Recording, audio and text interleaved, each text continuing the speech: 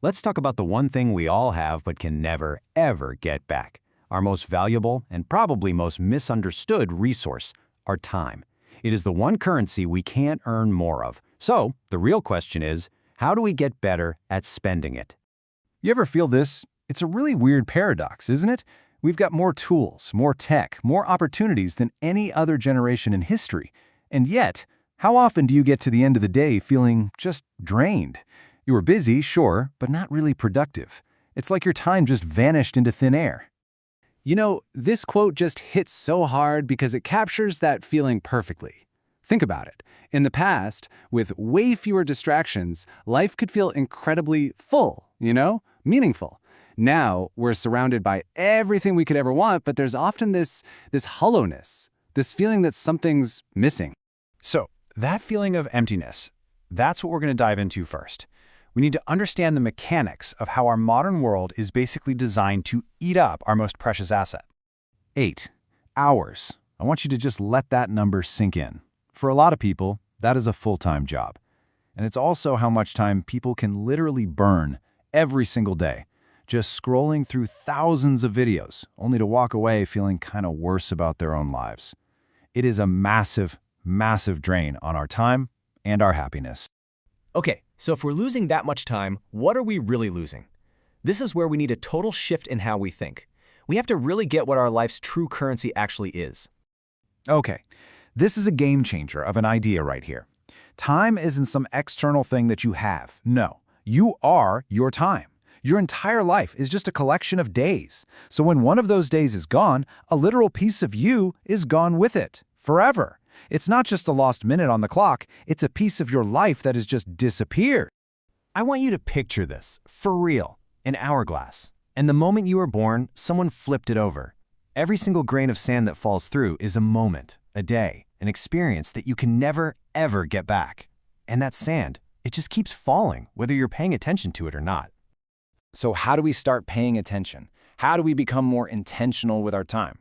Well, let's take a look at some people who seem to operate on a totally different level. People who got the value of every single one of those grains of sand. Let's learn from the real masters of time.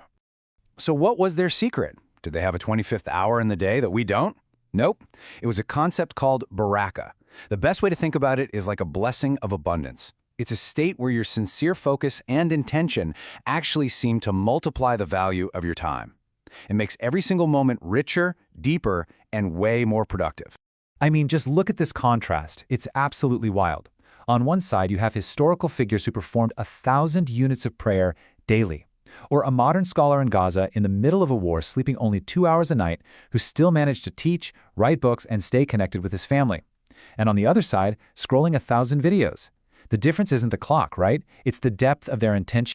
And that brings us to probably the biggest thief of our time in the modern world, constantly looking over our shoulder at what everyone else is doing.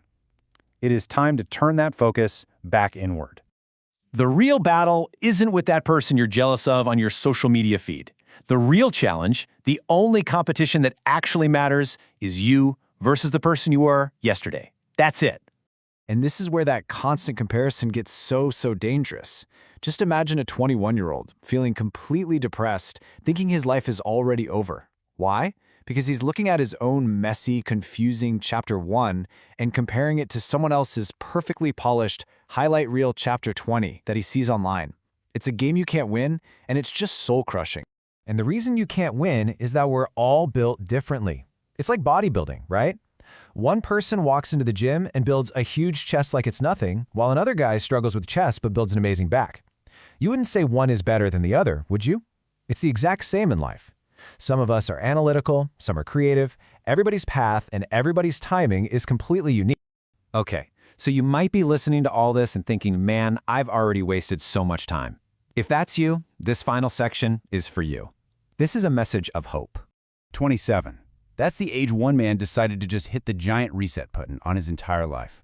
At 27, he made the incredibly brave choice to go back to school and start all over again, from scratch. Can you imagine how hard that must have been? While all his friends were hitting those life milestones, getting careers, getting married, buying cars, he was standing in a long taxi line with a school bag on his shoulder, fighting for a different kind of future.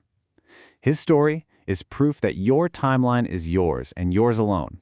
There's this incredibly raw and powerful story about a man who is about to be executed. He sees his friends start to break down, start to lose hope, and he turns to him and says one thing, Mut Rajul. It means die with dignity. And really, that's a metaphor for life, isn't it? No matter what you're facing, no matter how tough it gets, you face it with courage. You fight with everything you have, right until the very end. And that brings us right back to where we started. That hourglass of your life. It is running. Right now. The sand that's already fallen, it's gone. You can't get it back. So the only question, the only one that truly matters, is this one. What are you going to do with the sand that's left?